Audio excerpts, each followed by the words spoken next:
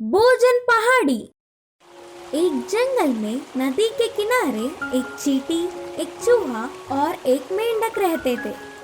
उधर ही पास में एक पहाड़ था। उस पहाड़ी का नाम भोजन पहाड़ी था। उस भोजन पहाड़ी पे चींटी, चूहा, मेंढकों को पर्याप्त भोजन मिलता। तो इनमें चींटी, चूहा, मेंढक को उनमें शामिल नहीं करते थे।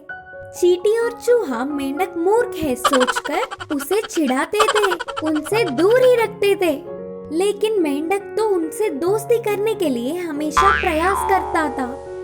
मेंढक हर रोज सुबह ही नींद से उठकर खाने के लिए जल्दी चलता हुआ भोजन पहाड़ी जाता।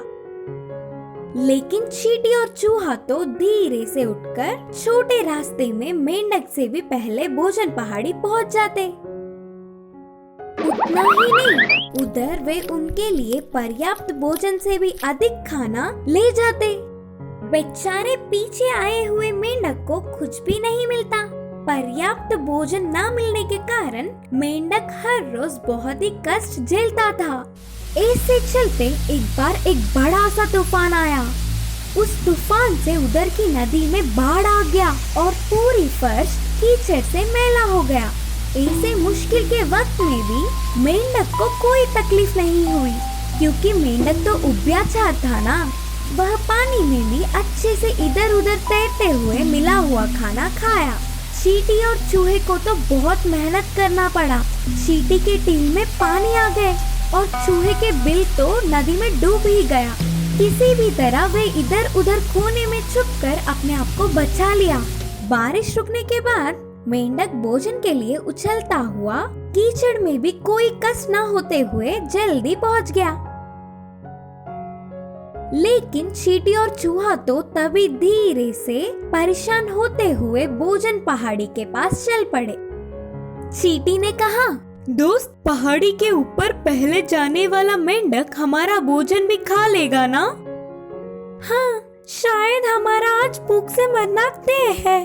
आखिर में निराश होकर धीरे से पहाड़ी के ऊपर आने वाले चींटी चूहे को पर्याप्त भोजन दिखा। एक क्षण भी देर ना करते हुए जल्दी से अपने पेट भर लिए।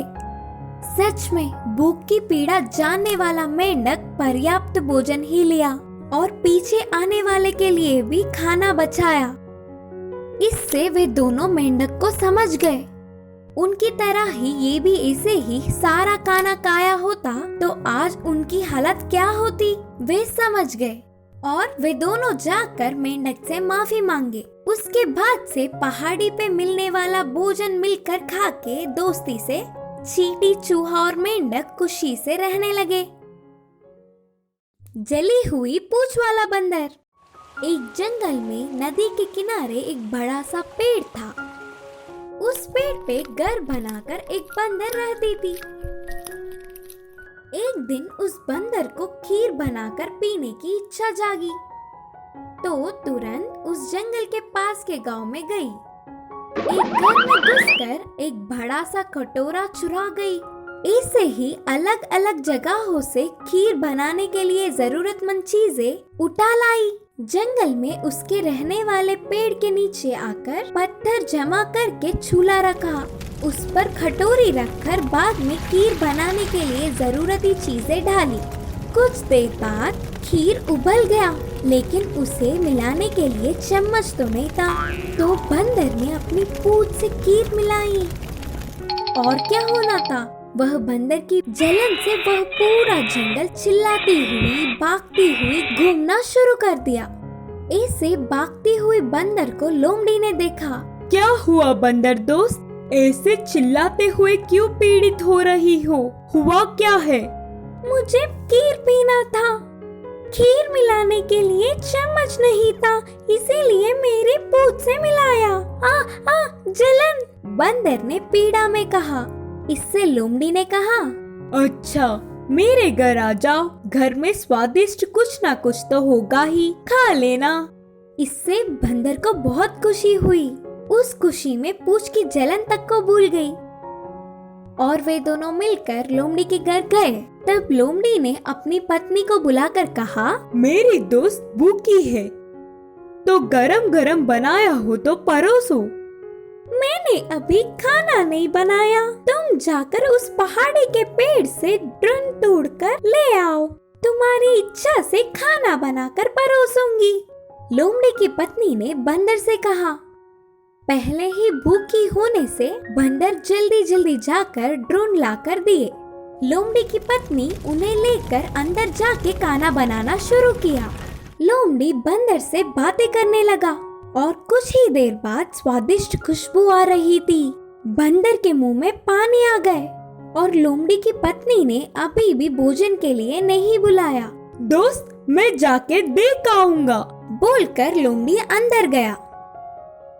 गए हुए बहुत देर होने पर भी वापस नहीं आया। बंदर को फिर से पेट में चूहे दौड़ने लगे तो ना रोक पाते हुए धीरे से अंदर जाकर देखी और क्या था, उधर लोमड़ी और उसकी पत्नी दोनों पूरा भोजन गरम गरम खाकर खराटे मारते हुए सोते हुए दिखे।